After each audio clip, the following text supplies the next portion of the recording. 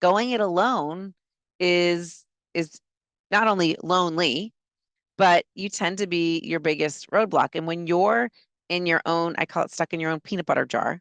When you're stuck in your own peanut butter jar, you can't read the label. Like you can't get out. It's too sticky in there, Uh-huh. right? So Uh-huh. you're just getting sucked in Yeah. and you can't climb out. So you've got to have someone that's going to kind of read the label and Right. help you see possibilities.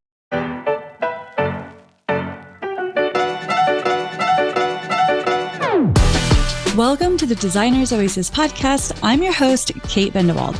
If you're tired of one-size-fits-all advice to running your interior design business, you're in the right place. Join me each week as we dive into topics to help you run a thriving interior design business without the hustle. We'll talk about the business of design, but also mindset and mental health, because I know when you thrive, so will your life and business. It wasn't that long ago that I stepped away from my corporate interior design job to build my own design business so that I could realize my own creative dreams, have more time with the people I love, and serve my clients at the highest level while making more money than I ever could have working for someone else. It wasn't always easy, and I made my share of mistakes along the way. Fast forward to today, and I've learned a thing or two. Since then, I've built multiple six-figure interior design businesses on authentic word-of-mouth referrals with many repeat clients. And I want to share it all with you, the ambitious, inspired, and I get it, occasionally overwhelmed interior designer who shares this dream of transforming lives through the art of interior design. You can do this. Thank you for letting me spend part of this day with you. Let's get to it.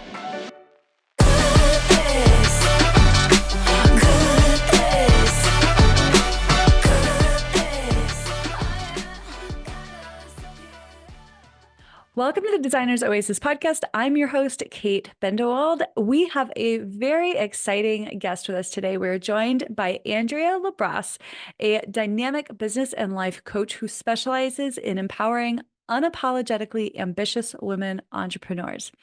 Andrea is not only a seasoned speaker, but also the insightful host of the Time to Level Up podcast.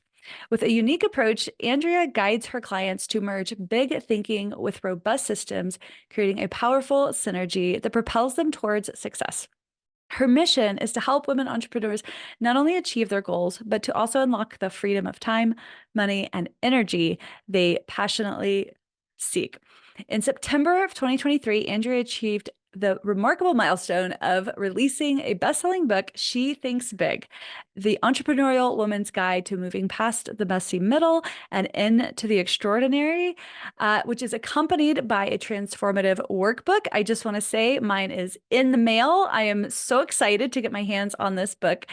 Through her work, Andrea has become a beacon of inspiration for those who are navigating the challenges of entrepreneurship, offering practical insights and strategies to navigate the journey from uncertainty to extraordinary success. So get ready for a candid conversation with Andrea as we explore the intersections of ambition, strategy, and personal growth. Hi, Andrea. Welcome to the show. Hi, Kate. Thanks for having me. Oh my gosh. I am so thrilled to hear from you because when I first read the title of your book, Messy Middle, I thought to myself, Lord, get in my life. I need to know what that looks like because I am personally convinced that we always experience the messy middle during times and during seasons, right? I don't feel like my whole life is a big mess, but there are times where I feel like I'm in the messy middle. So I am really interested in diving into this conversation and this topic with you. So thanks for joining me today. Thanks for having me. Yeah. So in your work, you emphasize the importance of a belief plan. I love that term Yeah. to counteract what you call the inner frenemy that is holding us back. So, could you start by sharing more about what inspired this concept of a belief plan and why you believe it's crucial for success in business? Sure. So I think all entrepreneurs, we all know that it's a great idea to have a business plan. And usually the business plan has something, it goes something like this. You've got some goals, and then then maybe if you're lucky, you've thought even deeper than that, and you have a vision of where you want to go. And Mm-hmm. then you've created some goals on how you want to get there. And Mm-hmm. then you think, okay, what do I really need to do to achieve the goals?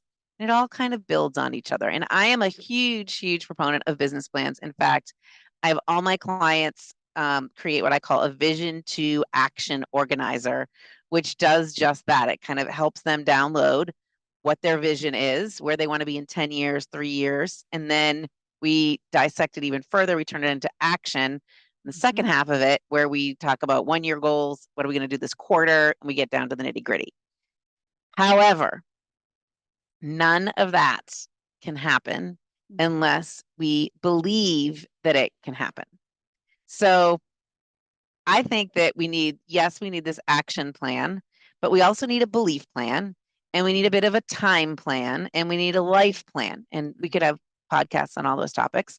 Yeah. But today, in when we're talking about this belief plan, it really is the intersection between the dream and the goal. Okay, so how I like to kind of describe it is a a dream is first of all different than a goal. Okay, a lot of times people think, oh, should my goals be dreamy? Should my dream be a goal? Like what should it be, right? But Right. a dream is I like to think of it as being somewhat nonsensical. Like, you know, it's something that doesn't quite make sense. It's actually pretty aspirational Mm-hmm. and it may be outrageous.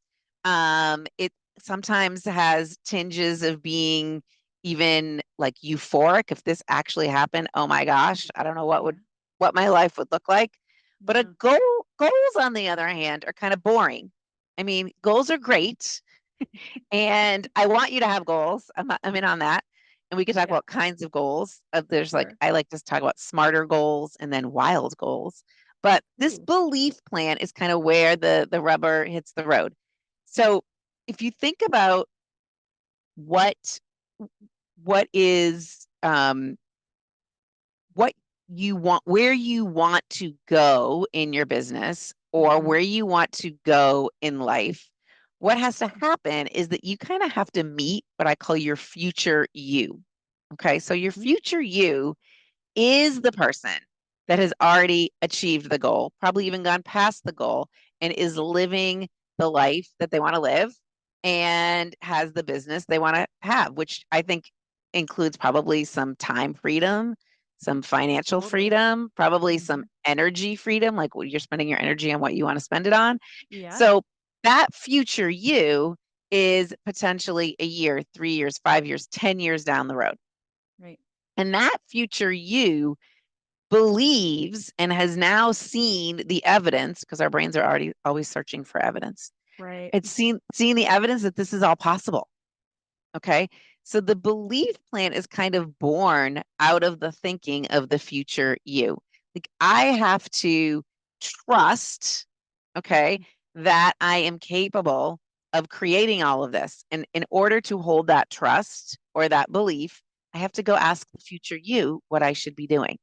And future you is like, oh, well, if you want to have a business where you can work it at the beach and you're an interior designer, a lot of times interior design is done sort of hands-on or on location, then Mm-hmm. you better develop a team or create a team. You better start hiring some people that can be like the boots on the ground, even if you're the brain on the beach, Right. right?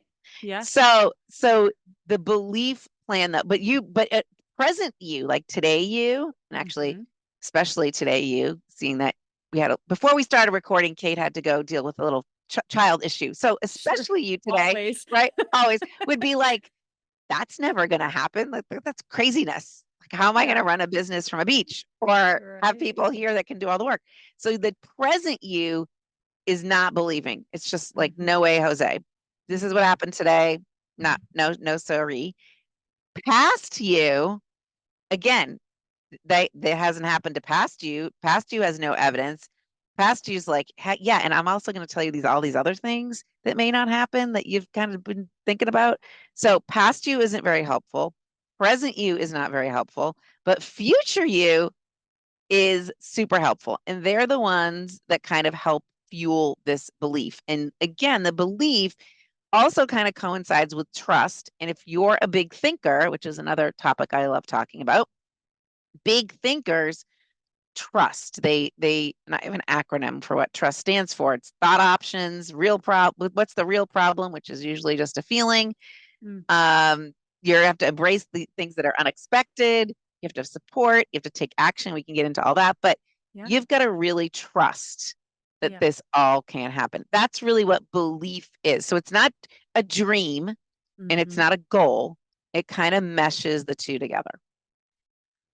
I want us to go back for just a second because I think you just touched on something super cool that I love. And you really are drawing a line between this idea of thinking big and trusting.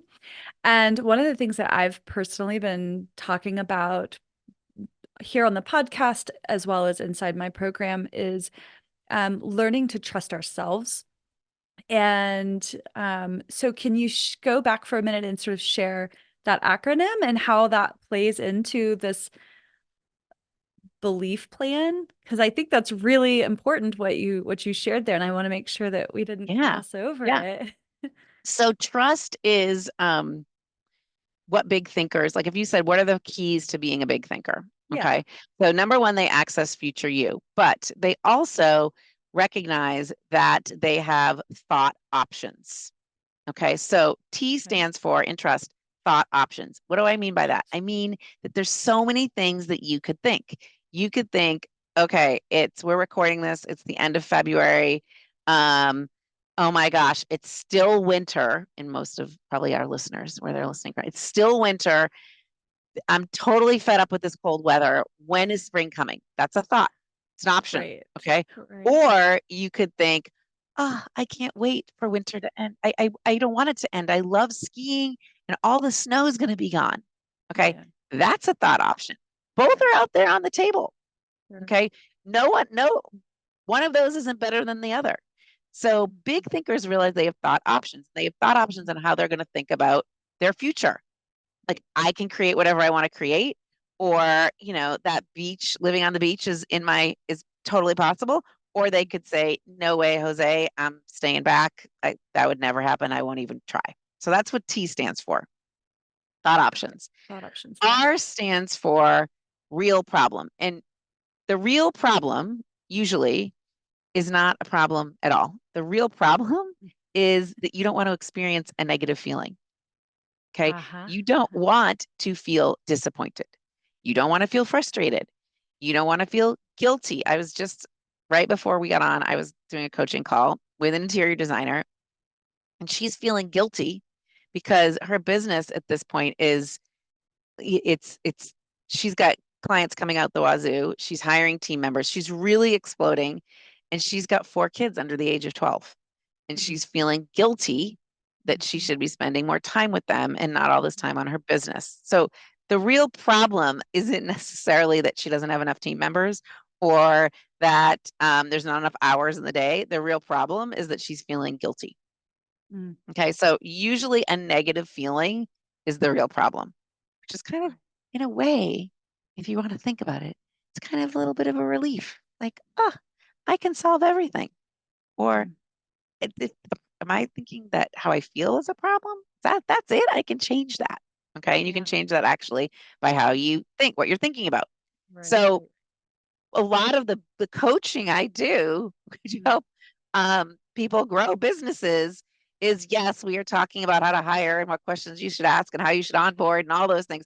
But when it Right. comes down to it, Yeah. sometimes it goes into the feeling category. So that's R in trust. U in trust stands for uncertainty or unknown. And if you're going to grow this business, create the time, money, and brain power freedom you want, you have to be okay with things being uncertain or unknown. Yeah. Yeah, hard, right? Yeah. Like super Yeah. hard. Uh-huh. Because we don't really know what's going to happen this afternoon or tomorrow or anytime. And we really want to, because that would make us feel safe and in control and all the things. But Yeah. we can't. We don't. Right. Right? Right. We Right. don't. So how do you embrace it? you just have to kind of say to yourself, this is one of my favorite lines, at least, oh, this is the part where it gets difficult. Or this is the part where I have to rearrange my whole day. Or, oh yeah, this is the part where I feel like I'm being super unprofessional, but that's okay. Like it's Yeah. that's it. That's all you have Yeah. to do. I do a lot of when I do consult calls, okay? I guess I do a lot of consult calls. Often at the end of the call, when we're kind of deciding how to move forward, because I always say at the end, we're going to make a decision on how we're going to move forward, because I help people make a lot of decisions. This is kind of a trial run. I hear people say, "Oh my gosh, Andrea, this sounds awesome. I totally need what you're doing. I can see 100 ways where I could benefit, but I'm just going to think about it for a little bit." Okay, so there's this just going to think about it, or I want to sleep on it, or I'm going to ask my husband what he thinks, or like those kinds of things. Which again, totally like, yes, we all say that. Our brains are offering that up because we want to make totally sure we're all in, all the things. But when I say, hey, can I have permission to put my coach hat on just for a minute? Sure. So then I'll say, what exactly are you thinking about? Like tonight, when you're lying in bed, what are you going to be thinking about? What are you trying to figure out? No one has a really great answer for that. They're just gonna like sit with it. Or they'll give me like, I'm gonna check my bank account. Well, you already checked your bank account. You kind of know what's in there. It's not like you have some idea. So what's happening there is that they're not comfortable with the uncertainty of what, for example, engaging in coaching might look like. Or, hey, I don't know if I want to hire this designer. I mean, I could go to Pottery Barn and pick out everything myself. And I mean, I guess it would turn out okay. So they're just you have to be okay with uncertainty is the bottom line. If you're going to think bigger and think, oh my gosh, if I could have a designer help me finish this house, I would feel like I was walking on the moon. It would be so great. Or if I could have a coach in my back pocket to bounce ideas off of to help guide me when I don't know what to do next, makes things so much easier. So Yeah. that's the uncertainty piece. Sure. Yeah. Yeah. I call it, S. I say control is an illusion. Control is an illusion. Yeah. Yeah. Control is an illusion. So much. So the S part, the S in trust, every big thinker secures support. Yeah. Okay. So S stands for secure support. You cannot be a big thinker and do it all alone because your brain is going to try to protect you and give you all the reasons. That's kind of where the frenemy comes in. All the reasons why this isn't possible. You're going to hit, I call it like you're climbing a mountain and there's a trail and there's a log across the trail. And you say to yourself, oh my, I don't know, should I go just turn around and go back? I mean, this log looks pretty hard to get over. No, you need to secure support. You've got to have someone with you, a Sherpa or a guide that's going to say, okay, what if we went around it? What do you think? Or we could go back, but there's also this other trail that might be an easier route than turning all the way back. So we always like to have, like when we're little, we like to have stuffed animals and things to keep us secure. When we're adults, like we don't have that anymore, but we still need to secure support. That's a huge, huge, huge thing. I could talk about that forever. Sure. Yeah. Because support looks different for a lot of people. It does. It does. And we could talk about life support or business support or support with managing things, all the kinds. Sure. But the last T in trust stands for take action. Uh, So we are notorious for taking what I call passive action. So passive action is researching. Passive action is actually listening to a podcast and not doing anything with it. Passive action is reading a book and just having it sit on the shelf. So I love books. I totally love podcasts. I will Google anything. But that's all passive action. That's not really moving the needle. Right? You've got to take some massive action in order to fulfill, that make those beliefs reality. And it's not going to come just by reading or Googling or asking thousands of people what to do. Yeah. Yeah. Oh, I am guilty of that in my past, and I've gotten so much better at identifying when I get into research mode, right? Yep. And I typically it's when I'm getting ready to embark on something new and I don't really have a roadmap for it. It's totally normal to do research. We should be doing research Yes. in a lot of the work that we do, but there comes a point in time where it's like, okay, you've read enough, you've researched enough, you kind of know how to do this now. Now go do it. And I definitely don't do this as much or to the extent that I used to, but I'll find myself constantly seeking for answers. And this goes back to the trust thing where there is a moment where I just have to step back and say, wait a second, even if you do it imperfectly, it's time to get moving. It's time to get going Yes. and start to take some action and get out of that research mode. And I can see why that's such an important part of this framework that you've developed, because that action piece is none of it works unless you start to take some imperfect action. You mentioned frenemy just a minute ago, so I want to come back to that. And you say that the frenemy is an internal voice that acts as a friend, but it doesn't truly believe in our capabilities. So Right. how can we identify and address this frenemy voice when it creeps up so that it doesn't keep us from making the kind of progress that we're aiming to go for? Yeah, it throws up a lot of roadblocks. So Yeah. the frenemy voice, like I call it like that little voice in the back of your head that thinks it's being very helpful and keeping you safe and on track. Mhm, And mhm. a lot of times I'll encourage my clients to give it a name. Usually it's kind of that, who's that person in high school who thought they knew everything, that kind of name. So, so the frenemy tells you things like, are you sure you should do this? You don't have enough information. It might take too long. Don't charge them that. They'll never pay it. Um, I don't know if you brought someone on, would you have enough work for them to do? I mean, you have to keep them going. Okay. Or is Mhm, that client too big for you? I mean, can you take that whole job on? You've never done something like that. So mhm, it mhm. thinks it's being really helpful because it's feeding you kind of messaging based on the past, because maybe you haven't done it or it is Yeah, bigger than it. Okay. right. And it kind of falls into what's called the motivational triad. So there's a concept where we want things to be easy. We want them to be comfortable. We want to be efficient. We don't want to waste any time. So that frenemy is really representing all of that. And what I say is you have to have like the real you who lives in the front of your head, front of your brain. Here, the real you needs to stand up. And that's the you that has these beliefs. And it Mhm. needs to say, thanks so much for reminding me that I've never done this before. Thank you. Appreciate it. However, here is my plan and I'm moving forward. Yeah. Or you can say, um, you are so right that yes, I have never charged this amount. And this is going to be my first time. Let's go.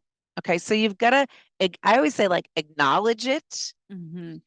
thank it, and then do what you really are going, want, and are capable or setting out to do. It's kind Yeah. of the, yeah, Yeah.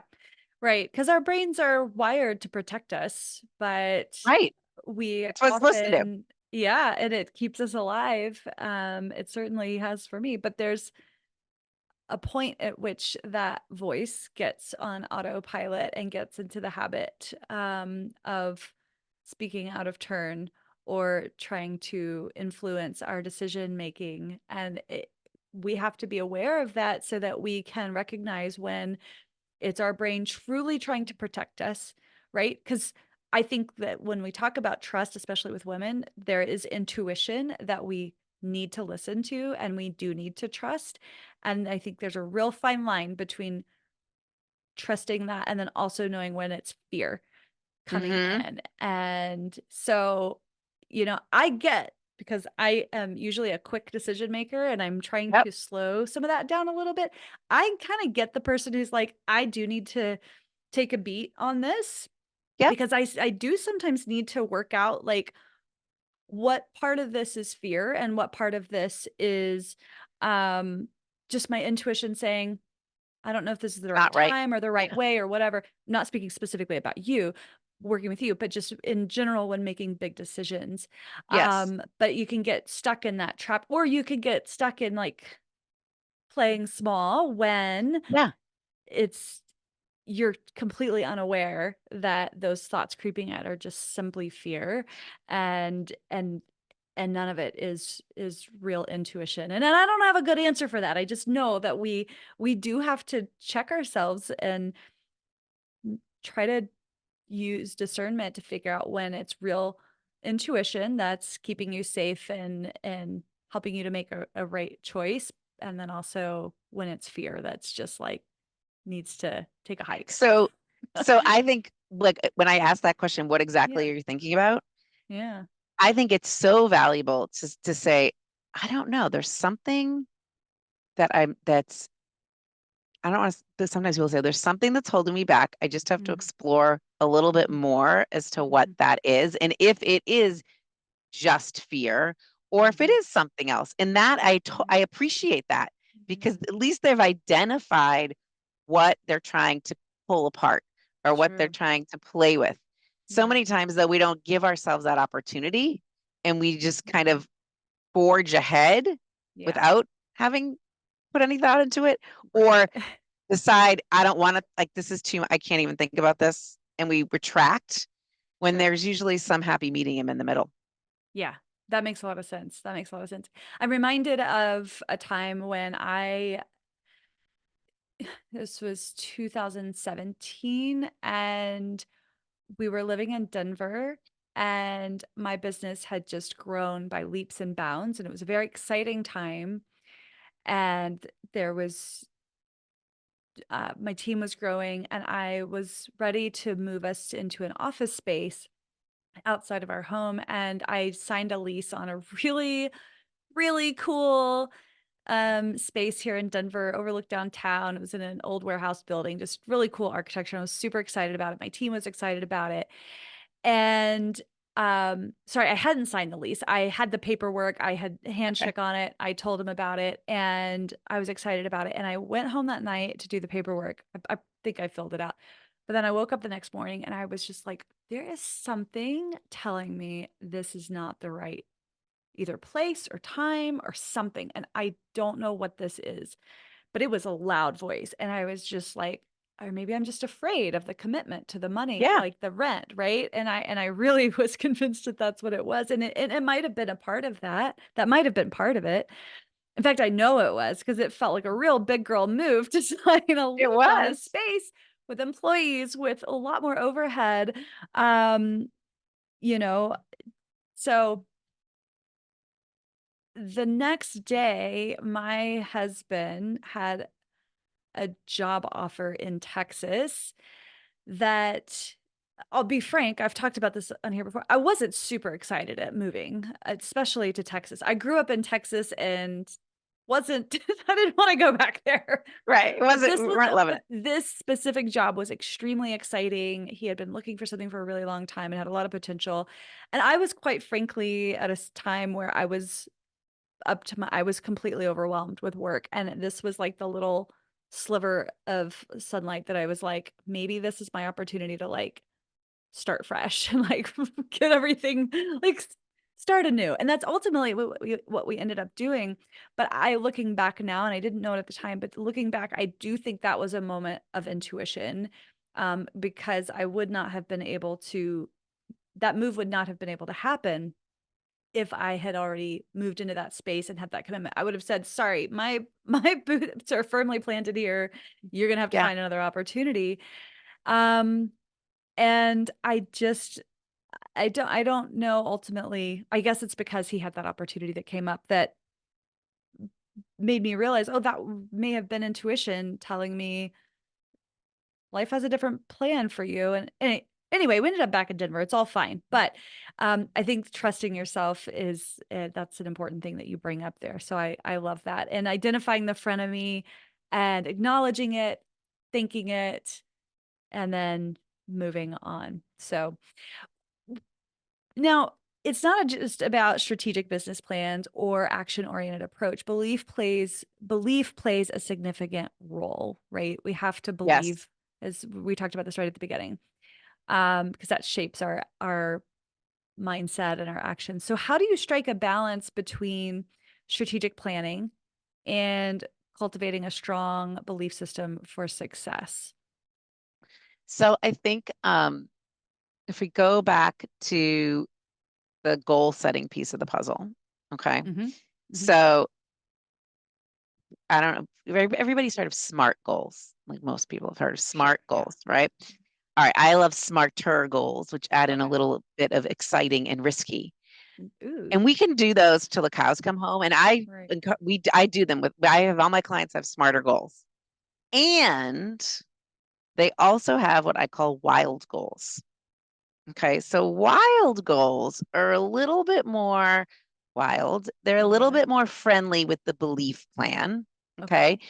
And the wild goals, the W in wild stands for you have to be willing to, and I could use an expletive, but you have to be Please willing to do. This not, is a all right, for safe all right, place for swear words. you've got to be willing to suck at it. Okay. You've got Oh, to be willing to that's suck at it. adorable. That's your Well, I mean, I don't know, because on podcast you can have a little E next to your podcast, which I I'm do. like, I got it. okay, okay. All It's right. student So language. I know about that. So you got to Okay. be willing to suck at it. You have to be Yeah. willing to try something Mm-hmm. Mm-hmm. that maybe won't work, Oh, right? Andrea, that's so hard. That's so hard for I know. people. I know. But if we stick with everything in a Uh-huh. nice little box, Yeah. Uh-huh. okay, we're probably not going to make as much progress as if we are when we kind of think outside the box or we Mm-hmm. think bigger.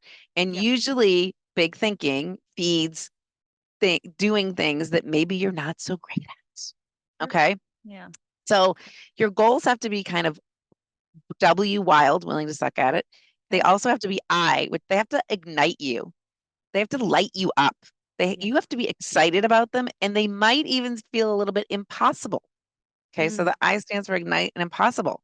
Mm-hmm. And when we're being strategic, oftentimes we forget about that part because we're Yeah. so focused on what is the next best move. And I'm always about what's the next best step. Like I love that phrase. But Yeah. there has to be a bit of pushing you outside the box. Sure. The L stands for let it be easy. Okay, so this is Mm-hmm. another interesting one where we love complicating things and thinking about all the 62 million steps. Oh, me? Me? I I don't love to know. complicate things. I I don't feel know. so seen right now.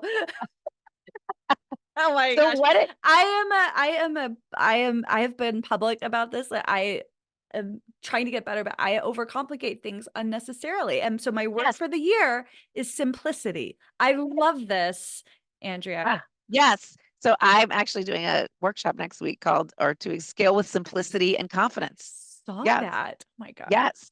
So we're doing that. But I also have a little red button Yeah. that sometimes I bring on podcasts. That's like the Uh-huh. red easy button. Yeah. Like, what if we press the easy button? That was Uh-huh. easy. How could we make this easier? There's Yeah. always a way. There's always a way. And simple can actually be hard sometimes. Like I use the thing when I think about when I go to the gym and I work out with a trainer and they say, okay, we're not using any equipment today. We're not using any weights. We're just using body weights. So your brain's like, oh, this is simpler. This is Mm-hmm. simpler. But it's still hard. It's still hard, Yeah. right? Yeah.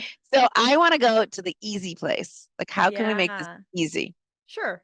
So that's something. And then the last piece is for D in wild, do it for fun.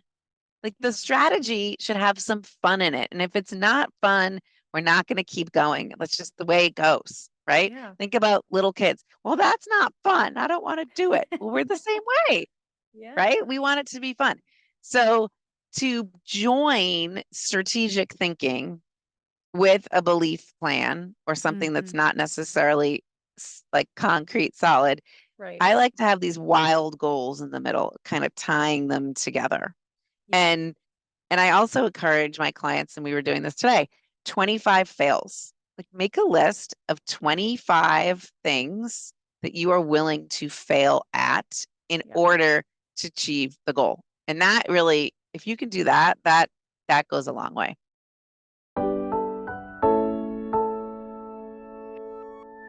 Hey, designer, you work so hard on your business, making sure that your website is flawless, your Instagram is swoon worthy, and your brand is on point. The problem is you're still facing a balance sheet that is less than inspiring. If you want a thriving interior design business that affords you a great salary without the burnout, listen up. Just breaking even isn't an option. Not only does it lead to overwhelm, stress, and sleepless nights, but it's a major drain on your creativity. If you're tired of just breaking even, if you're tired of missing out on opportunities because the money just isn't in the bank, and if you're ready to unlock the secrets of profitable interior designers, head over to designersoasis.com/habits to get my latest guide, The 7 Habits of Highly Profitable Interior Designers. Inside, you'll uncover what you really need to focus on to take you from barely making it to boundless possibilities. Abundance is yours for the taking. Download my guide that will help set you on the right track to upgrade your interior design business. Head over to designersoasis.com/habits and download yours today.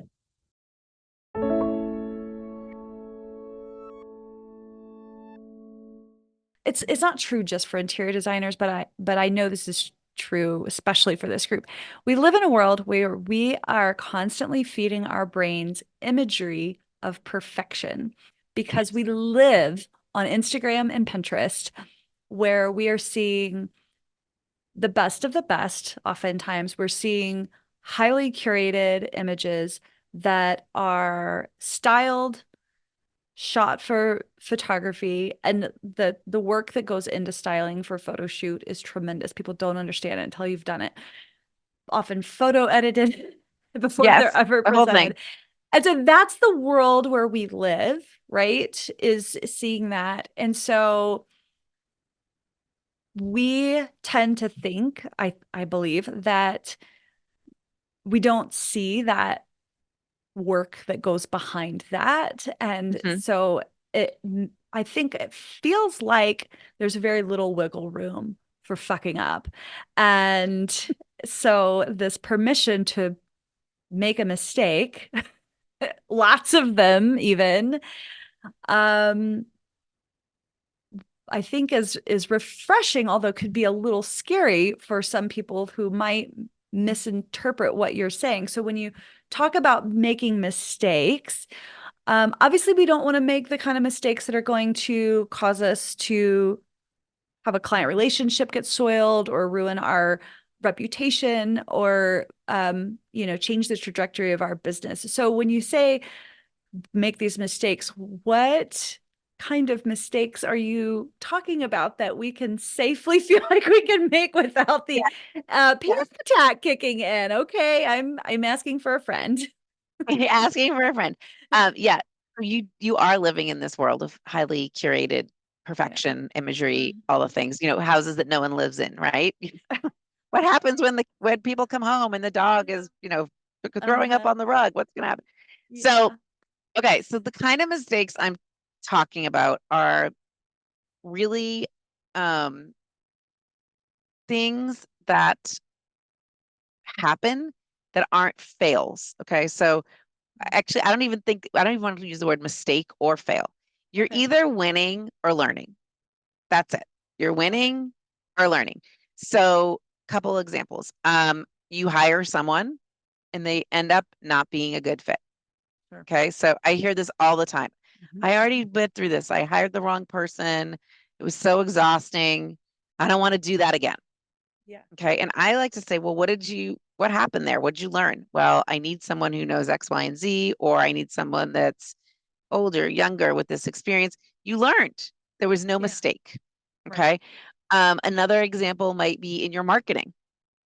Okay. So you you're marketing to the whole world because you could help Right. anyone. Yep. Okay. And yet no one's coming. But Uh-huh. when you decide to market just to people with kids under the age of 10 who have a dog and a cat and live Mhm. in a 4,000 square foot house, it got a lot easier. Yeah. Okay.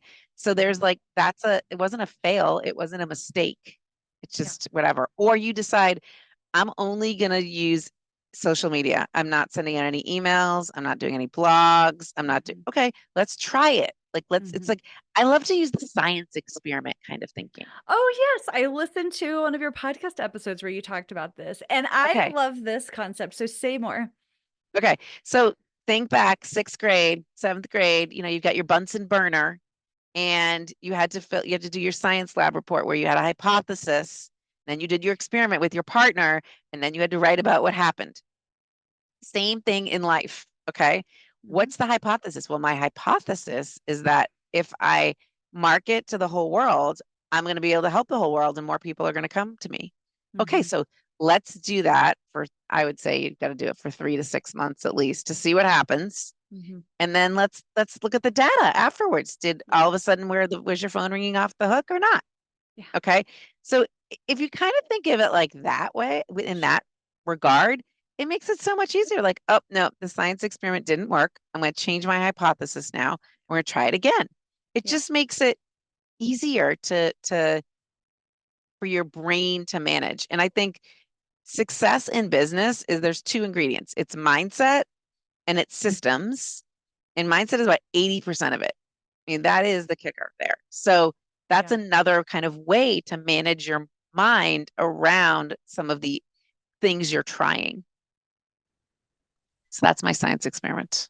Yeah. I love that. It is so much of it is just trying something to see what works or putting out the shitty first draft and knowing that you're Right. going to have the opportunity to come back and reframe it. I remember early on, and this was back in the period before we moved to Texas, and my business had done really well in terms of me getting volume of projects and clients.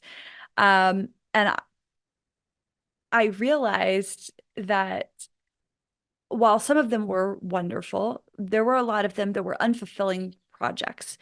Whether it was the project itself or the kinds of clients that I was attracting, but um, I realized, and this was when I got my chance to restart. I've sort of talked about this. This Yes. is my business story, but when I had the opportunity to sort of reboot when we moved, it gave me the space to have some clarity. And what I realized looking back at my website, at the copy on my website, is that I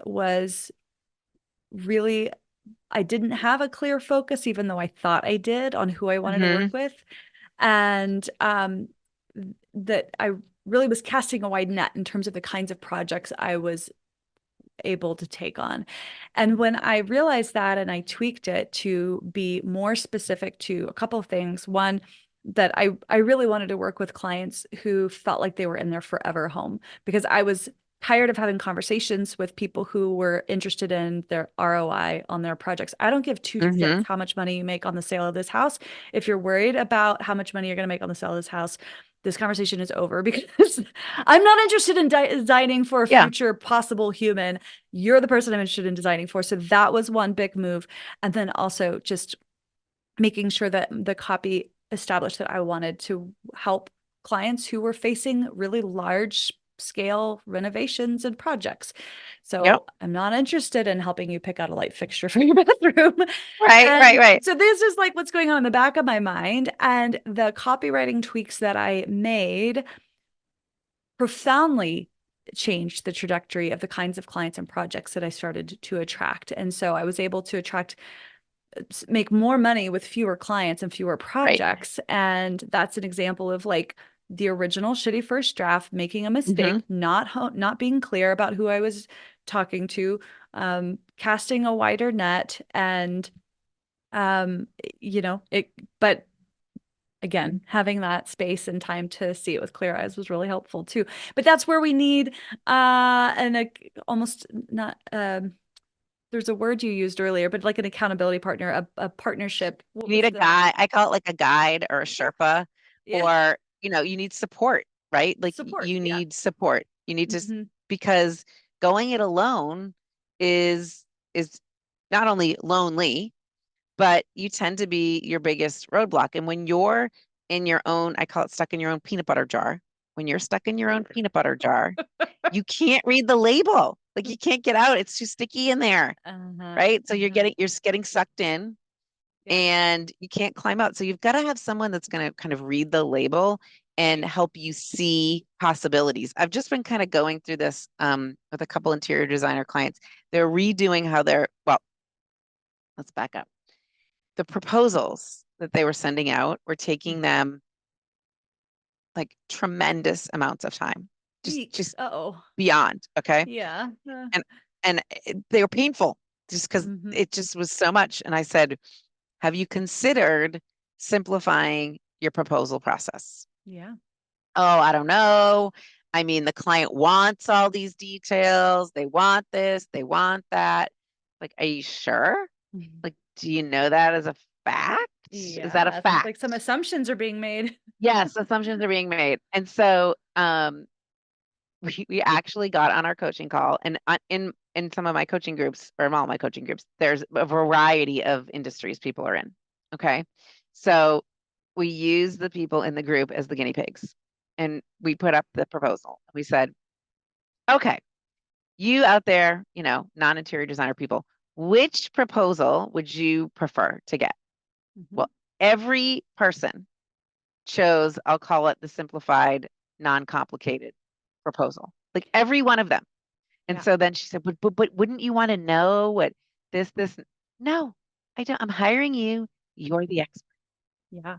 right? Yeah. Because So also a lot with of times people conflate the proposal with the contract. Like your contract is your contract. Your yes, proposal is much proposals, simpler. right. So it's just like all these pieces of the puzzle were just like Yeah. too much. Yeah. So that's a good also like you had to kind of see the forest through the trees. And you Right. can't really do that when you're Yeah. home in your own forest. Uh-huh. So Yeah. yeah. Oh my gosh, the imagery of the being stuck in peanut butter. That's because I was literally rinsing out a cup of peanut butter this morning to try to get it to go in the recycling. And I finally was like, this is dumb. I'm just going to throw it in the trash. I was like, I'm not Forget about wasting trying to clean 5 gallons of hot water to get, no, to you get get this in one the peanut butter recycling jar. where it's probably not going to end up in the recycling stream anyway. Just throw it away and move on. Okay. Right. Yes. So fun. Congratulations on your book. So the title of your book is She Thinks Big. Actually, hold on. I wanted to get the full title in here. She Thinks A Big. long, long one, but It's it's good. good. It's good. It's good. The Entrepreneurial Woman's Guide to Moving Past the Messy Middle and into the Extraordinary. So, can you give us just a little sneak peek into your book and share some of the key? I know we've probably touched on a lot of them here today, but um, you know, Yeah, what are some of the key takeaways or principles from the book that you're most proud of and want to share with our audience sure. today? So, the book, I wrote the book so that it is more of a conversation than it's not a textbook.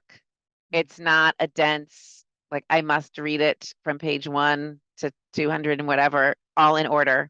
It really Mhm. is a book that you can pick up and flip to any page and find something helpful, hopefully. I love that. Yeah, and I use a lot of client examples and stories because I think that's the best way that we Mhm. learn. I I broke the book into three sections, and the three parts, I call them parts, really align with, I think, the trajectory of anyone that is either growing a business, has grown a business, or is just really evolving as a human. So the first part's big mindset, and we talked a lot today about mindset and fears and Mhm. beliefs, and all that's in the big mindset section. Mhm. Then we go Mhm. into big plans. So, how do you create that plan, that Mhm. action plan, that time plan, that life plan to kind of take those steps that you need to take to make something happen? And then the third part is big results, where I talk about freedoms. So often we set out to create more time. Why did we start this entrepreneur thing, in the first place? Because we thought we might have more time or at least time freedom. We Mhm. create more money, and that brings with it um, great, good and bad, right? We get now what are we doing with this money or how should we spend our money? And the another big result we have is we've got more opportunities. We've got more things to think about. So that part three kind of dives deep into what the I call big results are. So it can be read kind of in progression, or it can just be picked up and you can, go to Yeah. page 170 and you're going to find something amazing. There's also Yeah. a toolkit. that goes with the book. There's a Yes, bunch of talk about free that. downloads. Yep. So that you can access. And then there's a workbook that you can purchase to kind of accompany each chapter. And it really, like, that's what I say is the work worth doing. There's the massive action. So if you're going to have Yeah. massive action and sort of a passive action of uh, experience, like reading a book, it's Right. when you actually do those questions that Yeah. the light bulbs start to go off. When you kind of, I mean, the expression put pen to paper, but when you put pen to paper, the thinking becomes more clear. So that's kind of why and how I set the book up like I did. Yeah. I love that. And I love that you built a workbook that goes with it. Yeah. Yes. Um, and you work primarily with women.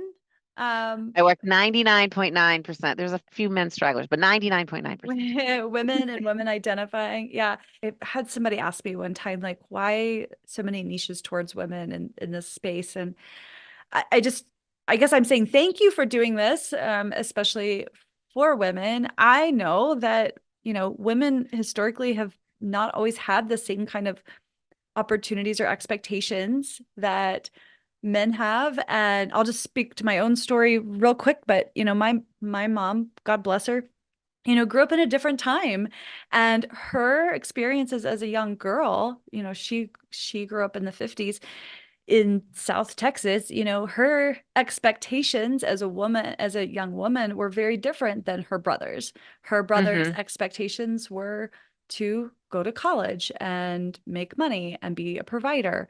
And she and her sister's expectations were to go to college, but you don't have to finish, just long enough to find a man that is going to finish and marry him and then have Yep. babies, and you'll be set for life. And that's how the world works. And so, unfortunately, when by the time she had me, she still had some of those held beliefs about what women were expected to do. And so there wasn't a whole lot of expectations for me growing up to play big, go big. Yep. Like the Yep. idea of owning my own business or, out earning my husband were just wildly, just were not even in my wildest dreams, and I don't blame my mom for that. I understand that that was conditioning because of partly generational, partly maybe even geographic. Yep. But so we're all still, I think a lot of us are still sort of unraveling some of those uh, um mindsets that were Yeah. drawn down generationally. And it's not the same story for everyone, but I know it is for a lot of people. And so there is some much needed sort of undoing there, for women especially. I find that, one of the best parts of coaching women in general is the community that it creates.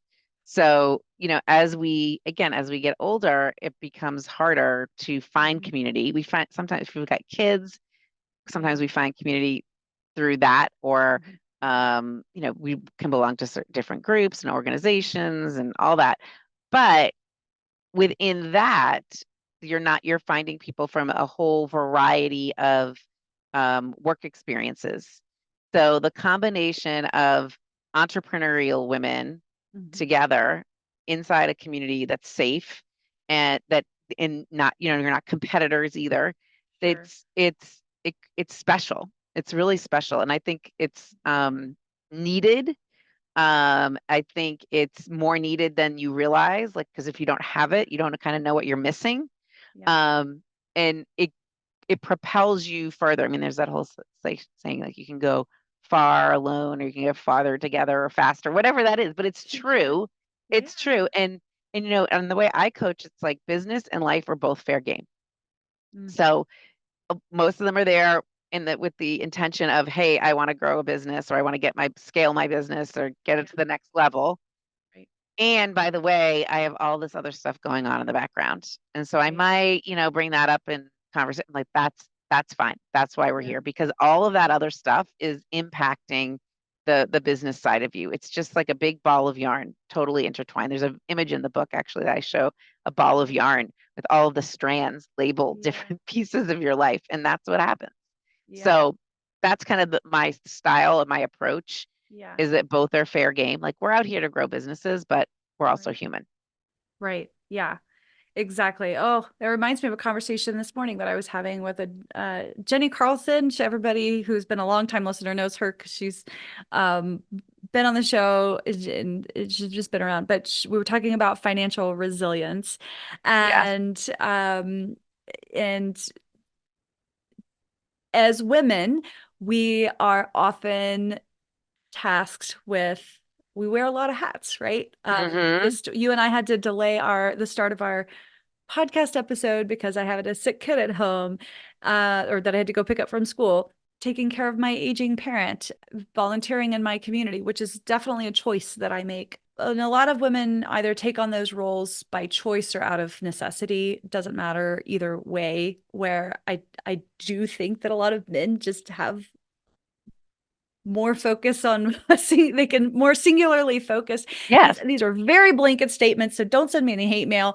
I will say, like, my husband is a very one-track mind on work. He's still very hands-on, but it, he doesn't do the kind of mental gymnastics that I do as Now, a the mental, mom.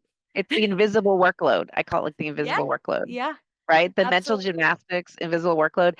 I think also a lot of times we get stuck thinking I can do this or I can do that. Mm-hmm. And I always challenge everybody, like, why can't we do both? Like, let's figure out a way to do both, Mm-hmm. not so that it adds more to your plate. I'm not Mm-hmm. talking about that kind of do both, Okay. but that it fulfills different needs, different buckets for you. Yeah. Yeah. And but figuring that out, like going through the gymnastics routine, Yeah. sometimes you need a hand to do that. Like Yeah. you haven't Oh, thought of all of the options, right. or you haven't even considered something might be possible. Yeah. And I think those aha moments where like, huh, I could like this is one thing that's happening in my world right now is I Sure. have a senior in college. He's graduating in May, and my parents and my mother-in-law, no one there is in good walking capacity there. They all kind of hobble on. They all think that they're going to graduation on the, 40,000 person campus. Right. And they have made arrangements to fly to come. And the more I think about this, this is just not like it's not happening. It's not happening. Logistics or Yeah, the logistics, right? This is like so. I have had to kind of coach myself into the place of Mhm. saying to them, which I haven't done yet. I'll report back. Yeah, do. This isn't going to happen. Like we're going Uh-huh. to have a party, and that would be an awesome time for you to come and celebrate, and you Yeah. can watch it on Zoom. But I just don't see how this is feasible. And Right. someone had to say that to me this weekend. Yeah. Like, have you considered just telling them, no, they can't Yeah. come?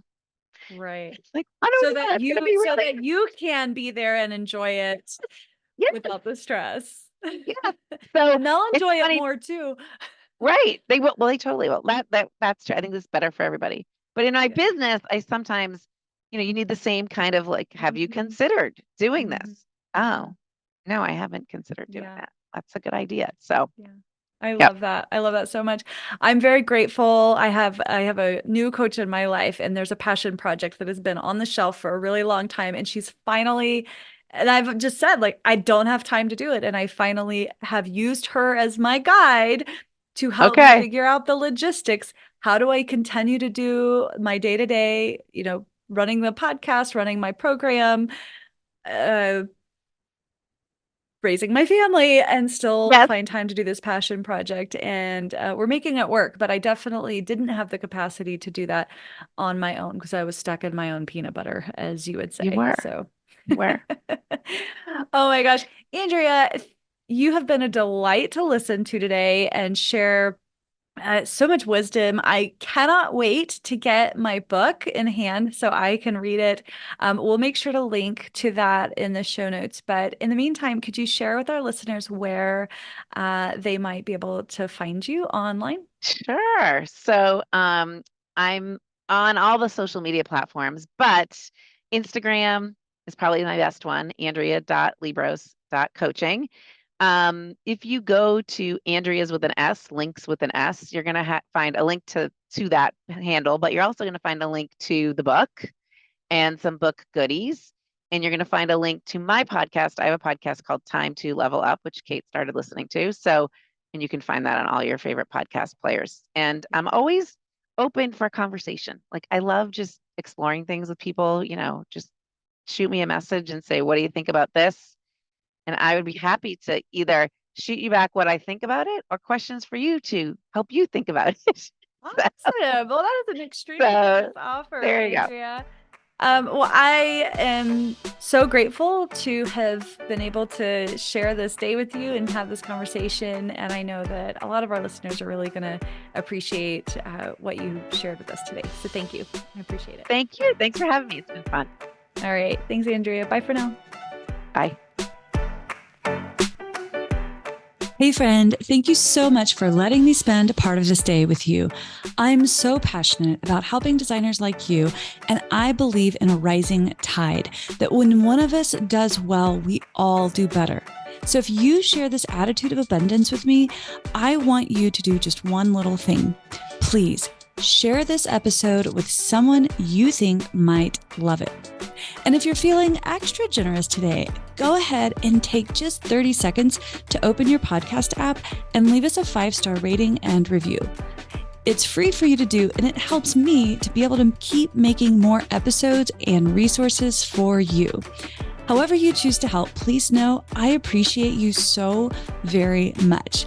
Thank you, my friend. Have a wonderful rest of your day. I'll see you soon.